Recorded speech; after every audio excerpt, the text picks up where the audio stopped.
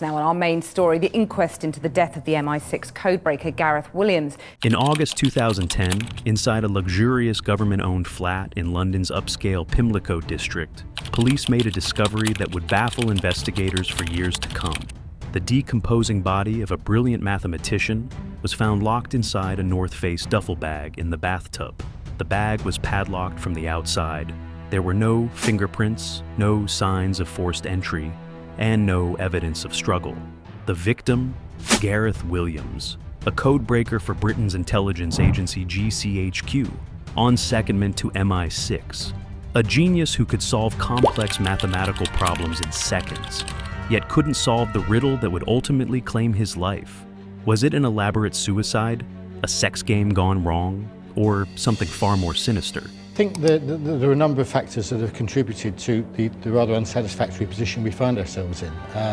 It was clear from the night I was asked to attend, on the night that Gareth Williams was found, that there was a possibility of some tension between the security services and the police, and indeed in between various parts of the Metropolitan Police. My brief was to go down there and make sure that the homicide team took primacy in the investigation. And it seems to me that 20 months on, we don't seem to have really resolved that problem and that tension. The methodical elimination of a spy who knew too much. This is the story of a modern mystery that feels ripped from the pages of a Cold War thriller, a case where the truth seems permanently locked away, just like Gareth Williams himself. The brilliant mind. Long before he became entangled in the shadowy world of espionage, Gareth Williams was a mathematical prodigy. Born in 1978 in Valley, Wales, he was solving complex equations by age 4 and passed his mathematics GCSE at just 10 years old. While other teenagers were finding their way through adolescence, Williams was already studying mathematics at Bangor University. His exceptional talents didn't go unnoticed. By 21, he had been recruited by the Government Communications Headquarters, GCHQ, Britain's signals intelligence agency based in Cheltenham. There, his mathematical brilliance was put to use breaking codes and creating encryption systems vital to national security. Williams kept to himself. Colleagues described him as polite but reserved, a private man who rarely spoke about his work. This wasn't unusual in his profession, where discretion wasn't just expected, it was essential. In 2009, Williams was seconded to MI6, Britain's foreign intelligence service, for a temporary assignment at their headquarters in London. He took residence in a top-floor flat in Pimlico, a property owned by an MI6-linked company. The move placed him at the center of British intelligence operations, though what exactly he was working on remains classified to this day. The disappearance. On August 16, 2010, Williams was supposed to return to GCHQ after his London assignment.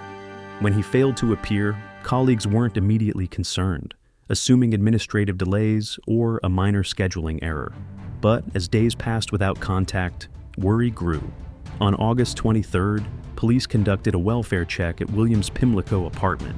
What they discovered would become one of Britain's most perplexing mysteries. In the bathroom, officers found a red North Face duffel bag in the bathtub. Inside, folded into a fetal position, was the decomposing body of Gareth Williams. The bag was padlocked from the outside. The keys to the lock were found inside the bag, underneath Williams' body. The heating in the flat had been turned up despite the summer weather, accelerating decomposition and potentially destroying evidence. The flat showed no signs of forced entry. Even more puzzling, there were no fingerprints, DNA, or traces of Williams's presence on the bathroom door handle, the bag's zipper, or the padlock. It was as if Williams had vanished from his own apartment, only to reappear locked inside a bag that experts later determined would be nearly impossible to seal from the inside. The investigation. The Metropolitan Police launched an investigation that quickly became complicated by jurisdictional tensions with intelligence services. Williams' role in national security meant certain aspects of his life, and work remained classified, creating obstacles for investigators. The post-mortem examination was inconclusive. Due to the body's decomposition, the cause of death could not be definitively established. There were no obvious signs of injury, no evidence of drugs or poisons in his system, and no indication of a struggle. Police explored several theories. Had Williams locked himself in the bag as part of an escape exercise gone wrong? Was it a sexual fetish, what some called escapology, that ended in tragedy? Or was there a more sinister explanation connected to his secret work? The investigation uncovered some curious details about Williams' private life. In his flat, police found 20,000 pounds worth of women's designer clothing in his size. His internet history showed he had visited bondage websites, though only occasionally. Yet, friends and family painted a different picture, describing Williams as a private, somewhat naive individual focused on his work and cycling, his passion outside mathematics. They rejected any suggestion that his death was connected to sexual experimentation. The red herrings. As the investigation progressed, misleading information began clouding the case. Unsubstantiated leaks suggested Williams had been found handcuffed to his bed, or that his laptop contained compromising material, both later proven false. A breakthrough seemed imminent when forensic experts found DNA belonging to an unknown person on the bag's handle. Yet this lead ultimately went nowhere, with investigators unable to match it to any suspect. The most perplexing question remained. Could Williams have locked himself inside the bag? Police invited experts in escapology to try replicating the scenario.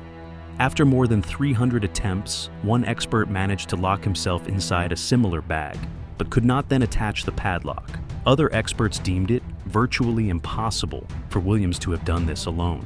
In 2012, the coroner delivered an open verdict, stating that Williams was likely killed unlawfully by a third party, but the evidence didn't conclusively prove murder. The coroner criticized MI6 for failing to report Williams missing for over a week, potentially allowing crucial evidence to be lost. The shadow of intelligence. The involvement of intelligence agencies cast a long shadow over the case. Theories emerged that Williams may have been targeted because of his work. As a skilled codebreaker who had worked on both defensive and offensive cyber operations, could he have made powerful enemies? Some former intelligence officers suggested Russian involvement, pointing to similarities with known KGB wet work operations. Others speculated about an inside job, noting the professional cleanup of the crime scene and the fact that Williams' MI6-owned flat showed no signs of forced entry. In 2015, the case took another turn when Metropolitan Police suddenly announced they believed Williams had locked himself in the bag accidentally. This contradicted their earlier findings and the coroner's verdict. Critics suggested the announcement was an attempt to neatly close a case that had become an embarrassment to British intelligence. Yambo, the lingering questions. More than a decade later, the death of Gareth Williams remains officially unsolved. The fundamental questions persist. How did a man end up locked in a duffel bag that experts say he couldn't have sealed himself? Why were there no fingerprints or DNA evidence in his own bathroom? Why was the heating turned up in the middle of summer? Williams' family continues to believe he was killed by someone connected to his secretive work. They've criticized both the police investigation and the intelligence service's handling of the case. His sister, Sari Sube, poignantly noted, "He was a very private person, and we know he would not have welcomed the kind of attention this investigation has brought. What we're left with is an absence, not just of answers, but of justice for a brilliant young man who served his country in the shadows. The very secrecy that defined Williams' professional life seems to have followed him in death, obscuring the truth of what happened in that Pimlico bathroom." Conclusion. The case of Gareth Williams stands as one of Britain's most baffling modern mysteries, a locked room puzzle with no solution in sight. It reminds us that even in our age of surveillance and forensic science, perfect crimes may still exist. Perhaps somewhere in the classified files of MI6 or in the encrypted systems Williams once worked on, the answer lies hidden. Or perhaps, like the complex codes he once deciphered, the truth about Gareth Williams' death will eventually be cracked, revealing whether he fell victim to a foreign power, an inside betrayal, or simply a tragic accident that defies conventional explanation. Until then, the image remains. A brilliant mathematician found in an impossible situation, his final problem unsolved.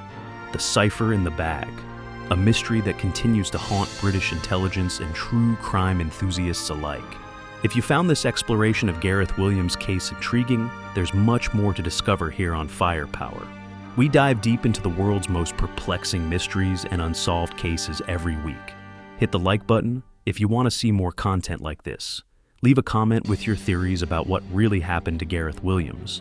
And most importantly, subscribe to Firepower for more in-depth investigations into the cases that continue to baffle experts around the world.